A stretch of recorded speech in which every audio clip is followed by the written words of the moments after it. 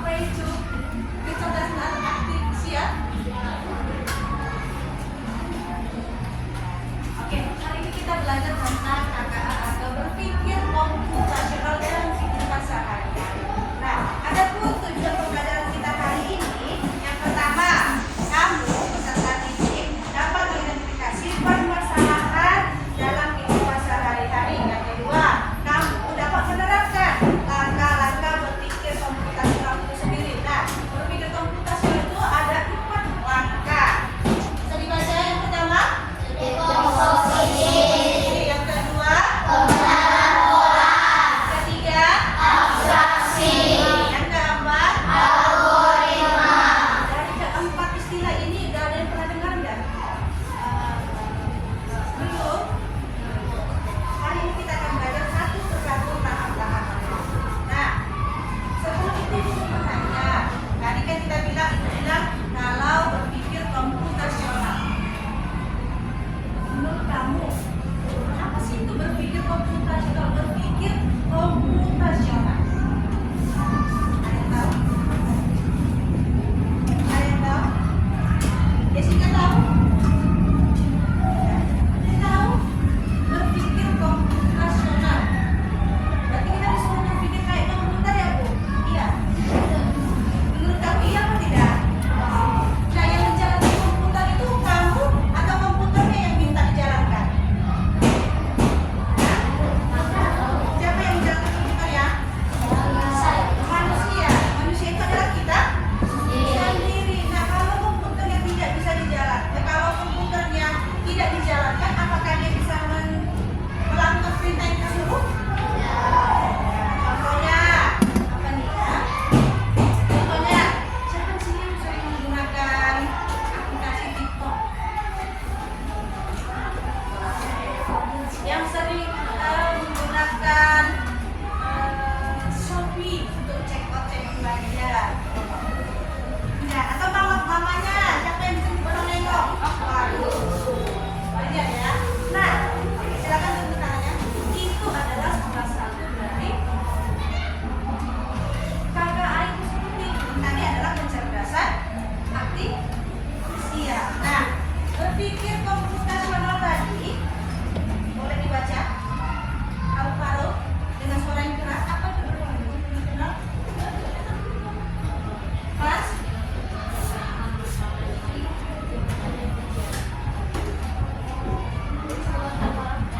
Berpikir untuk menyelesaikan masalah. Dari masalah yang efektif dan efisien. Jadi kamu yang menyelesaikan masalah, tapi kamu butuh bantuan yang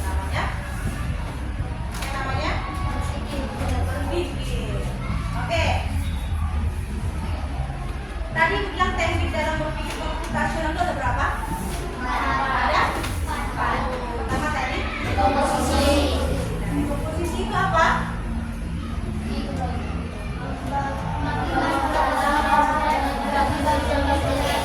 Membagi masalah yang besar jadi masalah yang lebih kecil. Contohnya apa, bukan sekarang kami tidak ngerti ini. Nah, tadi kita adalah pembelajaran itu dalam kehidupan sehari-hari. Contohnya masalah besarnya itu adalah kamu mau berangkat sekolah. Sekarang aku tanya, tadi ada yang terlambat tidak? Ada yang belum sarapan? Sarapan semua? Si Angel belum sarapan. Siapa yang tadi malam tidurnya begadang? Karena apa, Frans? Hah? Kamu sibuk apa? Main HP. Jadi tadi terlambat tidak? Sedikit ya? Sedikit terlambat. Nah, masalah besarnya tadi adalah berangkat sekolah. Nah, masalah-masalah kecil yang bisa kita susun itu apa? Pertama, bangunnya harus lebih cepat. Berarti kalau bangunnya lebih cepat, harus tidurnya lebih cepat supaya kamu tidak terlambat. Yang kedua, setelah bangun tidur, boleh langsung main HP. Jadi ngapain? Langsung mandi. Setelah itu sarapan. Nah, bersiapkan sarapan sama mama papanya. Masih bisa lagi dulu menangis, nggak mau sarapan ini.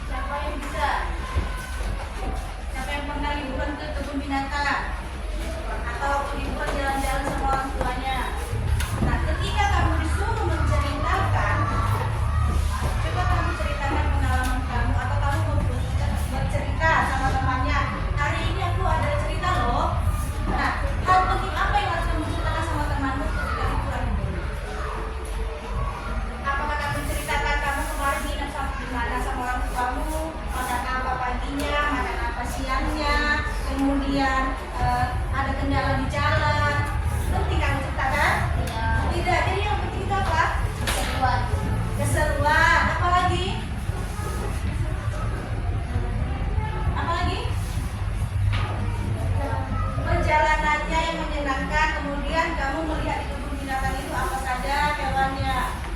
Sampai situ saja yang penting ya. Jadi yang kendala-kendala lain, kamu hidup di mana, kamu ngapain sama keluargamu, itu tuh kamu ceritakan. Yang ada ngantuk atau teman jadi cerita dan tidur. Nah, paham? Paham? Yang terakhir itu ada namanya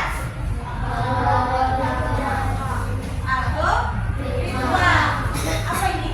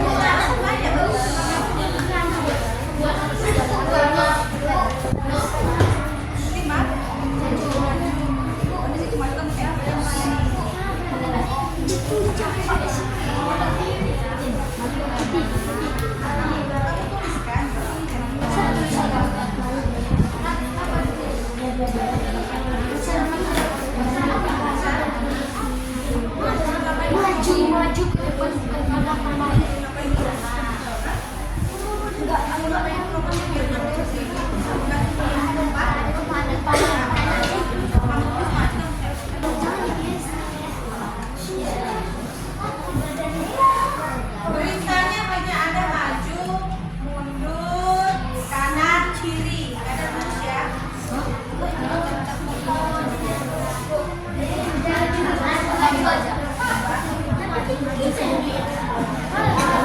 Ayo, ayo.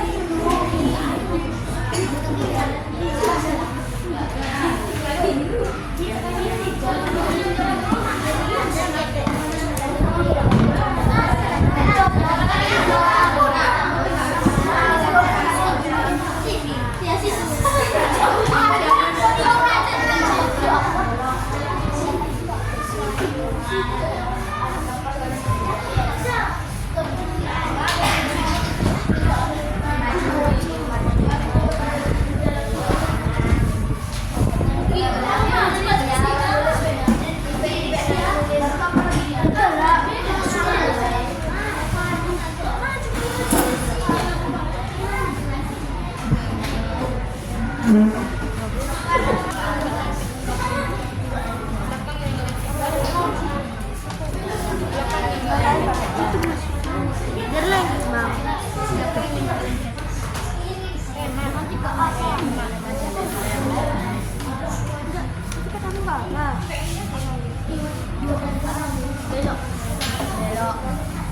kanan.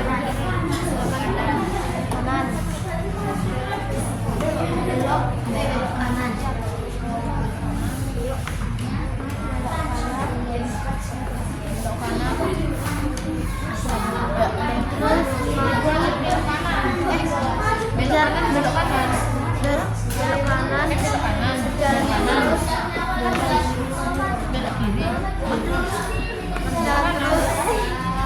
Berjalan terus. Belok kanan. Belok kiri. Masa langsung belok kanan kiri. Masa belok kanan langsung kiri? Mungkin kan? Ini kan panjang. Gak panjang. Udah, ini aja. Ini panjang ya. Tapi ini kan langsung ke belok kiri.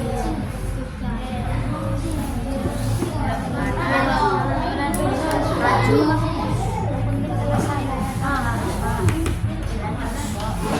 Ini kesukaan ini.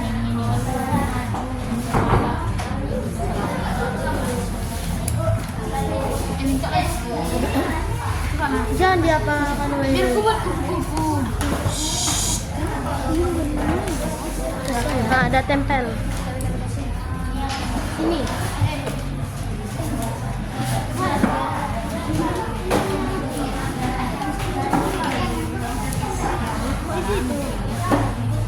Nanti di sini apa? Adium, Bu. Di sini aja.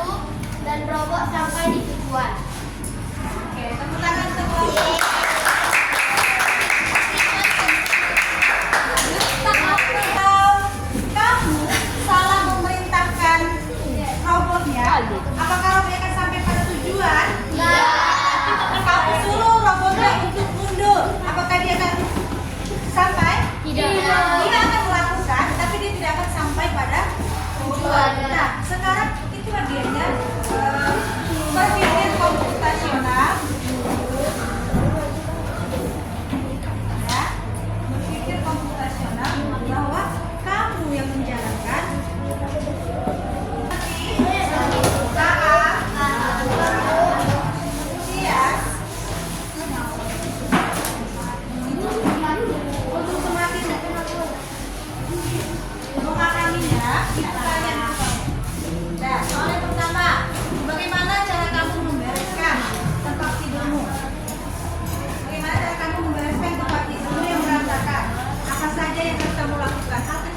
pertama? Jessica. Membiasakan kedua bantal. Nah, yang kedua. Vaksin. Selanjutnya baru kamu membaginya lagi. Apa ya?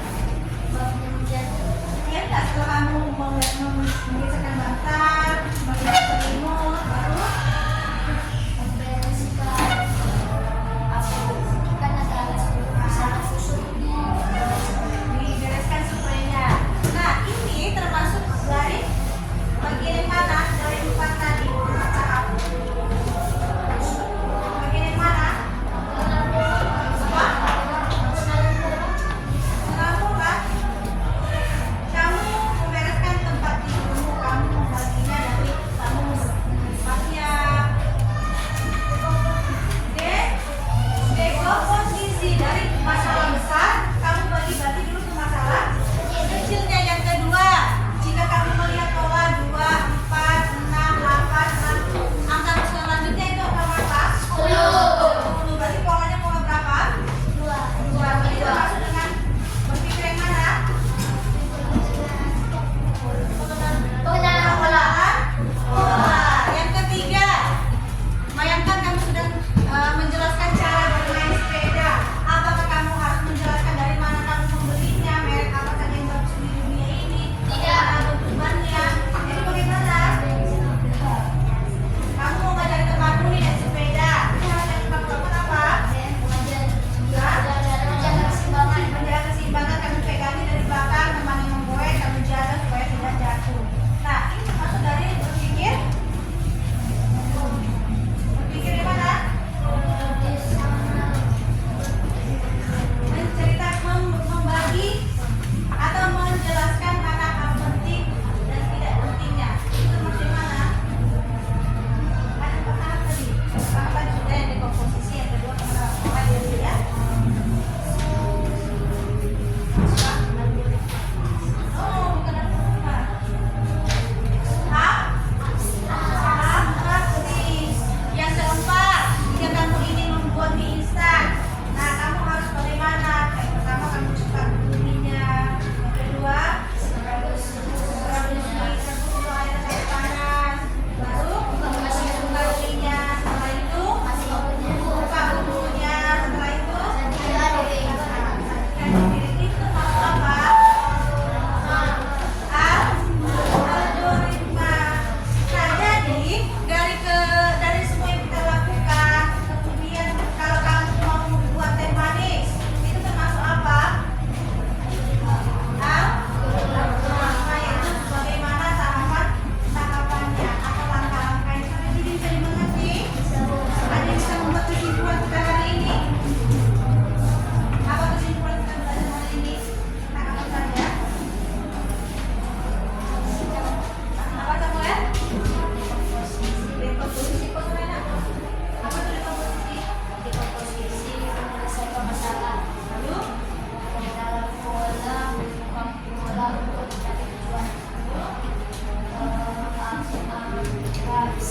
fokus pada hal penting. lalu Algoritma langkah untuk membuat suatu hal. oke, tepuk tangan untuk Samuel. Ini bisa dimengerti? Paham? Menyenangkan belajar coding? Oke, untuk selanjutnya nanti kita akan belajar lagi lebih dalam bagaimana sih menggunakan coding ini dengan baik. Nah, ada juga yang namanya etika dalam menggunakan coding tersebut. Oke, terima kasih. Ibu minta dulu Fran bikin doa. Teman-teman, mari kita sadarkan doa. Yesus, kami sudah habis kita selesai belajar tentang coding Yesus. Kiranya berkat-Mu yang menyertai kami selalu Yesus. Terima kasih Yesus. Dalam nama anak-Mu Tuhan Yesus Kristus, kami berdoa dan mengucap syukur. Amin. Oke, tepuk tangan semua.